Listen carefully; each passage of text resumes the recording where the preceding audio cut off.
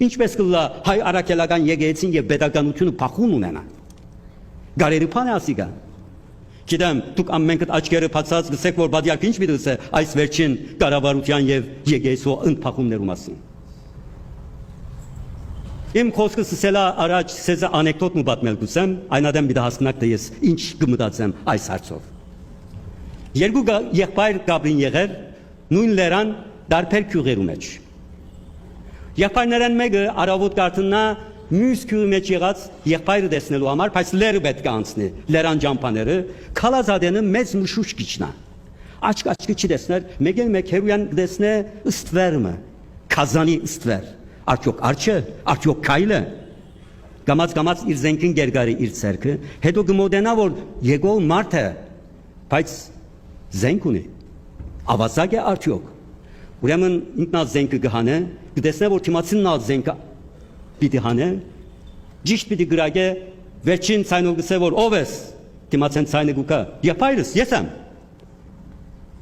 Ցայնը գջանչնա, գմոդենան, գողջ է քուրվին, կհասկանան որ ոչ թե թշնամի են, ոչ թե քազան են, այլ եղբայրներ են։ Բայց մշուշը ինչպես ցույց կտա եղբայրները որպես թշնամի։ Հայաստանի վիճակը ես այսպես կտեսնեմ, մշուշ կա։ Հատկապես 44 օրվա պատերազմեն հետո այնպիսի մշուշ իջավ մեր ազգին վրա, որ աչքի չտեսներ։ Հայուն թշնամին թարսած է, հայուն գամփաստան է։ Ամեն մարդ ամեն դե թավաջան կտեսնա։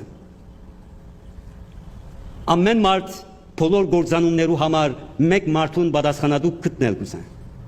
Այդպես չէ։ Մշուշն է մեզ այդ ցույց կտա։ Ինչպես կլա հայ արաքելական եկեղեցին եւ pedagogiությունը փախուն ունենա։ Գարերի փանը ասիգա։ Մտածված փամը, երբ որ պետություն չկար, մենք հազարամյակներուն ինչ աղոթեցինք, որպես ասված pedagogiություն շնորհը հայ ազգին։ Հետևաբար սիրելիներ, պետք է աղոթենք եւ խնդրեմ քիչ խոսենք, որովհետեւ քիչ գիտենք մենք թեփքերու մասին։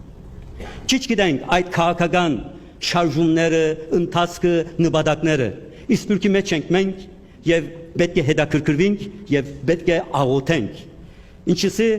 եկեղեցու դերը Քրիստոսն է։ Աղոթենք որովհետեւ Քրիստոսը շարժման անցնի։